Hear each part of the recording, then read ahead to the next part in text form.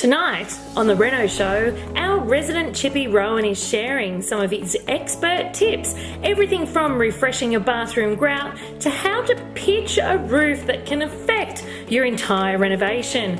I will make over your backyard deck with the help of Luxo Living and Alpha Lighting, and Jen is back with her top styling secrets for coffee tables. And the before and afters are here. See the complete living area transformation from my latest renovation.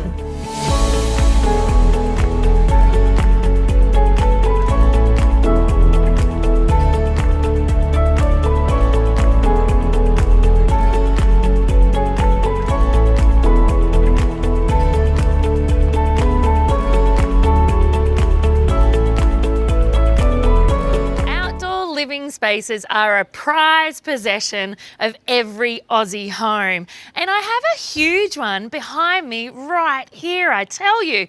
But when it looks like this, who would want to come and hang out and spend time in the great Aussie outdoors? So today's project is all about transforming it from this lovely space into an amazing space that the family can enjoy and use.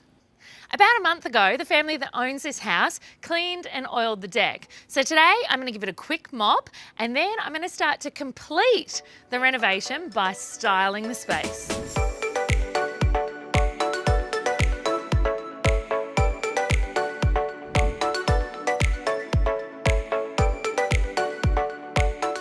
So I've just installed this beautiful table from Luxo Living. It is perfect for this environment. So this is for a family home. It has a beautiful concrete top, some synthetic rattan chairs, and some great cushions so we don't get sore bottoms on those long, hot summer barbecue nights. But at the same time, it's combined with beautiful timber legs, so we make sure we get the warmth in the space that we need.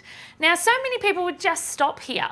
The reason that we've made this a dining setting is this house actually has 3 other living areas. I know, 3 living areas and only 1 other dining space. So it's perfect to add that extra dining space for balance. So some might go, job done, Naomi, on your way. But the key to beautiful indoor-outdoor living is actually about making your outdoor spaces feel like your indoor spaces. And when it just literally has a table that's going to collect dust out here, it doesn't quite do the job. So now we're going to start layering up the styling and the elements in this space to make sure it feels like an integrated part of the house.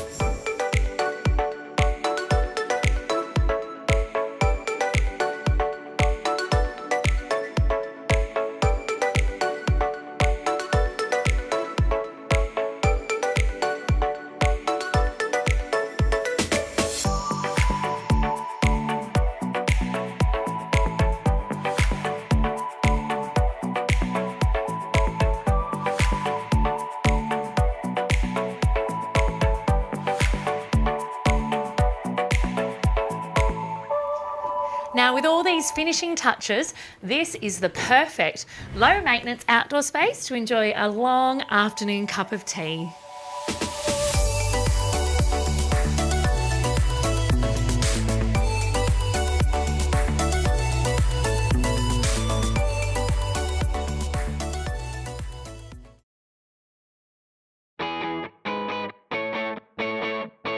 All right, we're back on the couch with Naomi Finlay, Australia's foremost renovator, talking all things renovation, in particular your renovation, this little 2-bedroom cracker that you've done. Let's walk through the house room by room and talk about what happened in everything. Hit the front door. Hit the front door. So, key in the front door. We open the front door. What do we walk into, Naomi? We walk into a giant, if anything, to be honest with you, a little oversized living space. Is there such a thing as an oversized living space? There is. Yes, there is. Because, you know, there's only, especially if it's an elongated, so it was a little bit of an elongated, really quite large living space. Good point. And for a 2-bedroom house, that's great that we have a large living space, but we don't need it too big. So it was a little big. Do you know the other thing I walked into?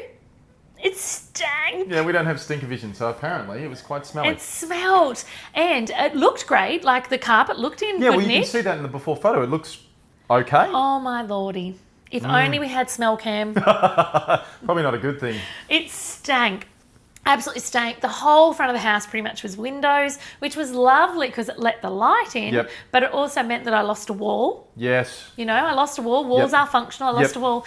And the windows there were in a little bit of disrepair. They were old, traditional timber sash And do you think windows. that maybe contributed to maybe some water penetration into the carpet, maybe for the smell? I actually or... think it was tenanted and they had a dog. Okay, fair enough. Well, I say think no it was more. as simple as that. We don't need to paint that picture for our listeners and our No more viewers. smell cam. Okay, yes. So you've got a long, elongated room, plenty of light, essentially 2 walls. Well, there's a fireplace on another wall, so Correct. that takes that out of formality Correct. as well. So essentially you're working with 2 walls. So there's Correct. the back wall of the living room and the return wall to the front door. Yep. And the rest of it's pretty much an open palette. So what did you do in there? All right, 'Cause I we got see rid of the you- carpet. Yep. Do you know what? I actually sold the carpet. You kidding me? No, I sold the carpet in the entire house. Wow, great Yes. tip. If you can shift it and make money on it, then that's money Which straight meant back they in the budget. pulled it up, they collected it, Wow. they got rid of it, and they paid me. Oh my So that was Lord. fantastic. Win, win, win. Triple win. So I sold the carpet, I polished the floorboards in that space. So they're in good nick, those Yeah. ones? Oh, yeah, they were. They weren't horribly damaged. There was no Level. Yeah, absolutely. They were level. They weren't gappy, and the carpet wasn't well laid, so I didn't have a million staples. staples to pull out, which was great. So it's always good when someone else's poor workmanship profits us. That's Yes. wonderful. Yep. I left the fireplace intact because it was beautiful and it was functional. The hearth was intact. It was great. And it looks beautiful. It was. The windows I naturally repaired. It's really important that we connect our indoors and our outdoors, and we allow the buyers or tenants or owners of a new property to do that. So I had to repair the windows. That also had a little bit of dry wood rot. Had a cracked window there, so I got that repainted. That was great. So when you're repairing your window frames, it's important to note that this was originally a weatherboard clad Correct. building. It's you replaced all the cladding outside of the building. Is that did you notice some of this stuff as you were repairing that Only window replaced frame? the back Oh, cladding. okay. Only replaced the back cladding. Front cladding was in great nick. Oh, good. Really good nick, which was wonderful. So your work around the windows was purely cosmetic and around the frames. Totally. Good. Absolutely, which was great. Excellent. The other thing that I had to do in there is I actually shifted the opening slightly to the kitchen. Yep. Just slightly. The only other thing that really needed doing in there was randomly, and I think it was because it was such an elongated room, there was bizarre lighting on the ceiling. Oh. So it had a fan light up one end, it had a fluoro in the middle, and then it had some wall sconces at the other end. Excellent. And fluoros, love a fluoro. Fluoro's great in the lounge room. Love a fluoro. Very mood lighting. Very mood lighting. And so I had to clean all that up. Yep. Had to clean all that up. So I had the electrician come in, cap it all off, naturally remove it all, plasterers come in, reset it all, paint it, and then new lighting popped in there. Plenty of ceiling space for your Sparky to get in and out. Plenty of ceiling space. is Nice good. pitch. Yep. So there's plenty of ceiling space for him, Good. which was good. Sparkies like it. You take care of your Sparkies. They That's like right. it. They like it. Take care of all of our Take care of trades. all of your trades. It's very, very important. Now, if I had a bigger budget there, though, Yeah, what would you have done? Because you're saying it's a long room. Would you have made Yeah. another room out of it? I may have snuck a study in. Yep. So the reason that I wasn't able to is the entire, one, I had a really small budget, and two, the entire front window took up the entire front wall. And so I would have literally, you've got to think about what touches what. Yep, I totally could have cordoned off like a study at the end of that living space and still had plenty of room, but it meant I would have had to remove the entire front window, reclad, reframe, and put 2 new big windows in. Also, too, if you put your study at the end of that room, that's where your front door was. At the other end. Oh, And so I where would your have had to get rid of my fireplace was. See, so fireplace. you would lose the fireplace, which was an asset in itself, and it beautifully frames the room. So it's a focal point for the Exactly. room. And then we'll talk more about why you've relocated the doorway slightly further down the track, because it has to do with the renovation of the kitchen. So Correct. We'll go there very shortly. And the other thing I needed to do in there, Go. with the fireplace being one hero, the windows being another hero, I had to dress the window well. So you will see that I have used gorgeous, gorgeous drapery on that window. You are a bit of a master of the styling of rooms, I must you, say. Ro. Yes, it's one of your very, very, very skilled talents, and Thank it you. does come up amazingly well. So But when yes. you have an asset that big, you cannot ignore it. No, very good point. You Very cannot good ignore point. it. You have to pay attention to Yeah, it. so check out the photos, everyone. It is a cracking reno on just that living room alone. Thanks, Ro. Pleasure.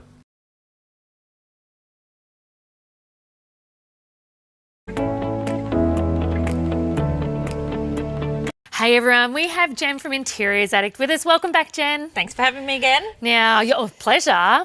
Good old coffee table, I tell you. I love a coffee table. I get to put my feet on it, my cup of tea, my wine, some good books. Yep. But I've noticed not everyone has a coffee table. I know, what is with that? I'm not sure. Because on the list of essential pieces of furniture, this is right up there. Surely. It's up there for you. Yeah. Because otherwise, when you're sitting at the couch, where are you going to put your cup of tea? Where are you going to put your dinner sometimes? Let's not pretend we all sit at the dining table. We sit at the Where are you going to put your book? Where are you going to put your everything? Your gas bill you're looking at while you're watching TV? You know, it really is important. It is. And so the fact that not everyone has one tells me that not everyone knows how to choose one. Sure. Not everyone sees it as essential. Yeah. And sometimes I think that when people do have one, they then don't know how to style it. Yeah, and it can be really hard to pick because, be. you know, it's right there in the middle of the room. You want it to look really nice. It's a bit like a showcase, isn't it? It is, and it as well as being practical, it can look beautiful and make your room. So you know, I can see why people Are a bit daunted hesitant. by it. Yeah, absolutely. So tell me, you see all the trends come past your desk every single day. Sure do. Tell me what's happening right now in the end of 18, early 19 with coffee tables. So I think we're seeing a lot more round coffee tables at the moment, which I love because, you know, we have all these rectangles in the room in terms of your sofa, your windows, you know, so it's lovely to add that. Every space should have a circle. Absolutely, so it's a great place to add it. I think we're still seeing a lot of marble, concrete tops, but I think timber is making a comeback as well. And I think you just, much as it's, you know, it's great to look at the trends, you do have to choose your coffee table bearing in mind the rest of your furniture, the size, relative to the size of your couch, whether you can walk around it. So let's bring up those things. And what would the top 3 things be that you think people should look at when they're choosing their coffee table? Scale is one of the ones that you said, like definitely absolutely essential. If you have a really big lounge, there's no use having a tiny coffee table that only one person can use and everyone else is over in the Arctic without a coffee table. Especially if you have a modular, which is really common these days. Absolutely. So think about how many people are going to want to put their cup of tea and can the person over this end actually reach and that kind of thing. Anyone would think you're a tea drinker, hey? I know. I think I was English. You would. Do you know what can really work well in those situations? You know, like all the nested circles. Yes. Where you can literally create your own size because and it's shape. Flexible, yeah. You have people round and you're using your whole sort of L shape. Then you can have the two completely separate, or you can just have the one. Like it's really great to have. It is options. Cool. It is. It's options. Yep. Now the other thing I know you've grappled with recently is the good old corners, maybe on a marble table. Child friendly. Yes. Yes. That's and I where think, I'm heading. And you know I'm passionate about this. Like, you have kids, that doesn't mean you cannot have anything nice ever again, but you don't want them to take an eye out on the coffee table. Or crack a skull. Yeah, and before I became a mum, I had a vintage marble top coffee table. It was divine. I loved it, but those corners were like sharp. We may have had this conversation when she was pregnant. Yeah, and I had to get rid of it. But there are other ways. So you can still have marble with rounded corners. Absolutely. And that's really, really hardy. You know, it is so really that can hardy. be an expensive marble Matchbox coffee table. car's going to damage that marble exactly. table. So that can be an investment piece, and it would be really hard for a kid to damage it. So you can still have nice things, but you have to be sensible. Glass topped. Not Never with gonna toddlers, especially not boys. So, you do have to think about the practical side of things. So once we've chosen our coffee table, let's think about the styling of it then, because lots of people... Now, I know that you run a series on your blog about how to style coffee tables, and you have in the past. And we love looking at what other people do Oh with my theirs. gosh, it tells such a story about someone, what's on their coffee table. Yeah, and that's exactly what you should be trying to do, you know, to give it a tell bit us of about personality. Tell us about how you'd style your coffee table. There's definitely like a few key things that I would always use to style a coffee table. Okay, hit me with it. I'd start with books, coffee table books. You can read them, but they're actually really good for decoration and for adding a bit of height if you're creating a vignette. So I love to have some books, and that also gives an idea of who lives in a house. Absolutely. Which is nice, Tell us you know. story, A home should be about who lives in them. So that's a great place to start. Then I always like to have a beautiful scented candle. Okay. Just light it when the kids aren't around. Yes. And it's nice to always have something organic, I think, whether that might be a house plant, might be a potted succulent, it might be a big chunk of amethyst or coral, faux coral, something like that. Barnacles, yeah. Yes. So, yeah, they would probably be my main things, but also don't underestimate what you can do with a tray. great to have a tray to ground it. Can really anchor it, can't it? Absolutely. And then if you need to take all that pretty stuff off to stick your dinner down there, then you can. And it is, I know you're also really passionate about this, that children does not mean no style. No. And so for those that are going, oh my gosh, I don't want my child to touch my $100 coffee table book, you could like substitute it out with nice magazines Just for have a while. stack of Inside Out magazines instead. So there you have it. Stack of Inside Out magazines. You've heard it from Jem Bishop. That's the way to style your coffee table when you have children. I think the long and short of it is, Jen, that these are quintessential to the comfort and the lifestyle we get to lead inside our living rooms. Absolutely. So explore the choices out there, get styling, and we'd actually love to see some of the photos of what you come up with. Yeah, definitely. Thanks for joining us, Jen. You're welcome.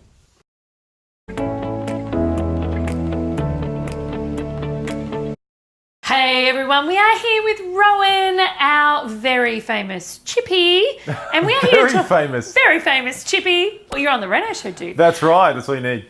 Very famous Chippy, and we're here to talk about roof pitches, not roof bitches, just in case anyone thought I had it wrong. Roof pitches. Roof pitches. Well, more specifically, we're going to talk about a hand-pitched roof as opposed to a truss roof. Right. So roof pitch refers to the angle of the roof. Some of them, a skirting roof is like a flat one. How it's pitched. We're talking about how it's pitched. Not how big it's pitched. Well, specifically, we're talking about the structure of the roof members inside the roof. So all right, so before everyone nerds out on us and goes, Rowan, I'm not a builder. I actually don't care how it's pitched. I want to know the why is it important? It's important to note from a renovation point of view because in these older properties that you're renovating, if they've got a hand-pitched roof, that means basically the roof truss has been cut by hand, nailed together, and has a lot more structural members in it. So it's more complex. It's more complex, and also a lot of that roof load will be distributed between what we call load-bearing walls inside the property in general. A roof truss or a trussed roof, which has been manufactured off-site, brought to the property. Pretty much when you see the big triangles being craned onto the top of a house. The large majority of those, not always the case, but the large majority of those will be resting purely and solely on the outside walls of the house, which means that the inside walls, if they don't carry any roof load, you can move them around.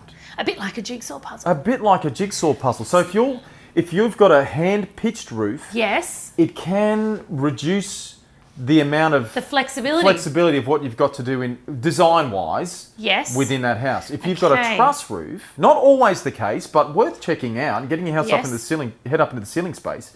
If you've got a truss roof and it's purely sitting on the outside walls of the house, you've basically got, to a large extent, you've got an open floor plan that you can fool around with. All right, so if we sum that up, we have two different ways that we can have our roof pitched, generally speaking, very broadly speaking. Very broadly speaking. One, very broadly speaking, is a hand pitched, which means that we can't guarantee that only the external walls of the house are load bearing. Carrying that load, and generally speaking, like trusses haven't been around for 100 years. No, they haven't. I don't know exactly how old they are, how long they've been around, but they have evolved a lot even in the time they've been around. Now they're made out of pine, and that was never the case. It was always hardwood. Always hardwood in your roof truss, but now your roof truss is made from pine. Engineered a lot of the time as well. But that means if we had a 30 or 40-year-old property we were renovating, there is a substantial chance that it's hand-pitched. There could be, depending on the location of the property. So if you're in some of the more well-established areas where technology was introduced earlier, then you'll find that they'll be they could be truss roofs or they could be hand-pitched. Also, the angle of the pitch is sometimes a giveaway as well, because sometimes these really low pitched roofs are hand pitched because the engineering in that's difficult to pull off sometimes. So all right, so long story short, if you have a hand pitched roof, so if it's not made from prefab trusses which were craned on, and you'll see often there's nail plates on the joins of your truss, which are an indication that it's been truss roof, not hand pitched. Perfect. So if you have a hand pitched roof, get your builder in. Get your builder in early on so they can identify for you which ones are the load bearing walls and which ones aren't. Because that can then let you play with your budget and your floor plan and your layout and know all of this up front rather than later on go, I need to move that wall, and have your builder going, big job, it's load bearing. Or even if you need to open up an opening in a wall and it's a load bearing wall, then you know, your lintels going in, there's a lot more engineering involved in that. Yep. It can very much add to the cost of your renovation. Whereas if it's not a load bearing, we'll just cut a hole in it, frame it out, and walk through it. Within legislation. Within legislation. It goes without saying, of course. It does. But I always like to mention it. Remember, we have legislations and requirements to keep us and to keep the people that buy our houses and our industry safe. So always abide by them. And that's an unsaid rule on this Reno show. And it comes back to good juju as well. It's good karma. It does. Good juju. Just make sure you do it right. If you're going to do anything, do it right. So get your head up in the roof. Check out Roof Trusses Hand Pitched. Get help if you need it.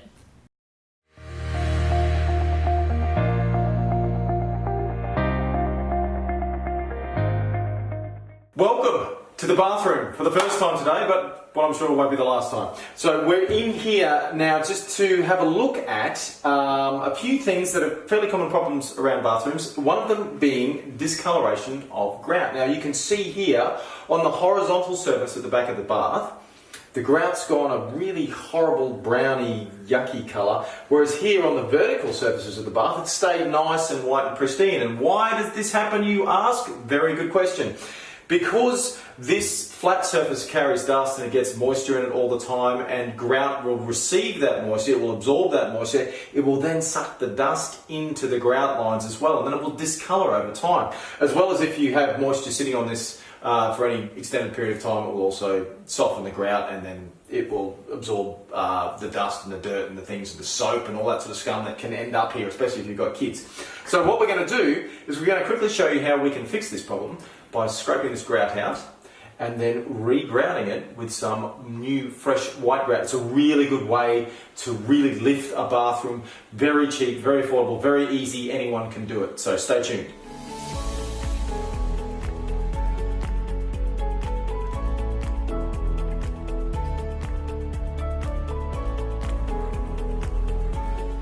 Okay, so we have now cleaned out the grout joints from with the old grout and dusted all that out, so we've got rid of all the stuff that would otherwise go back into our grout line again.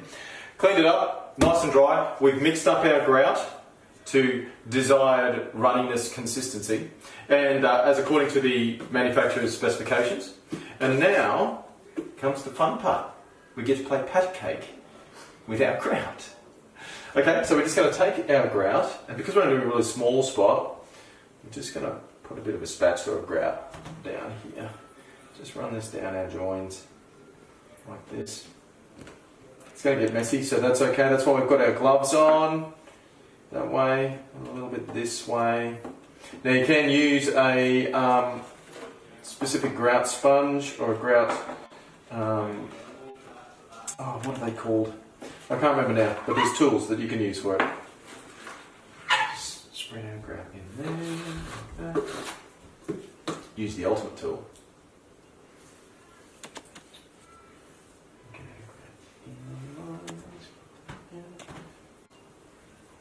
Push it all around, push it nice down deep inside those grout lines, get no air bubbles or anything in there, push it right up to the side, in against your joins there. Fear not, we will run a sponge over it and clean it all up very soon. It's got a fair workability lifespan, the grout, so it's got a fair bit of moisture in it, so it will take a little while to set. Okay, so we're still just spreading this grout out. Notice we haven't taken the grout all the way out on these joints, because all we want to do is just cover over the old stuff with some new stuff. Get it looking already, I don't know if you can see already, it looks a million times better. So spread our grout out. I'm just going to use a soft cloth here just to remove the excess from around the grout joints. We don't want to go over the grout joints at this stage. It's only just gone on, it's quite wet still. You don't want to put any more moisture in there, or what you'll end up doing is washing it out of the joint rather than actually keeping it in the joint. So we're just going to clean up around the edges there, all the rough chunky bits.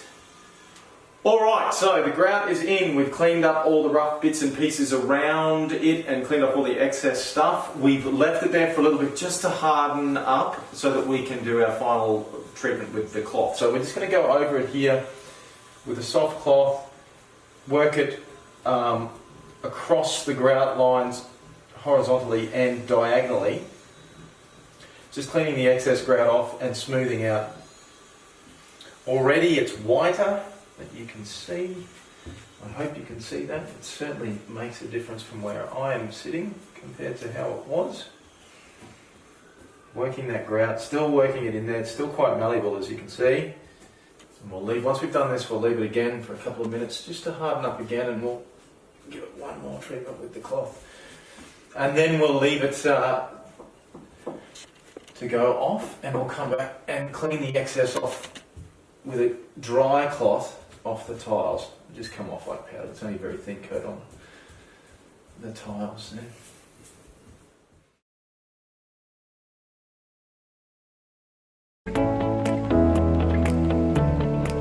You all know I adore lighting, and pendant lighting is one of my favourites. And I'm a massive fan of making sure we treat our outdoors just like we do our indoors. So here I have installed two side by side of the Cassia.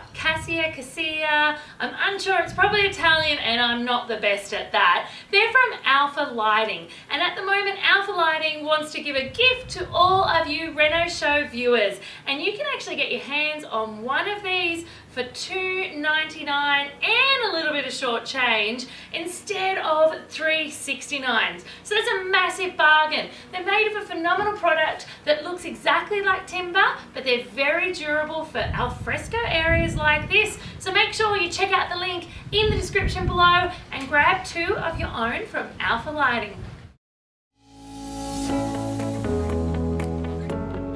Next time on the Reno Show, Jem will break down how to pick the ideal lounge for your home. The bedroom before and afters of my latest renovation will be revealed. Chloe from the Greenery Sydney is back with another beautiful plant of the day, and Rowan and our resident plumber Jared will team up for another quick tip.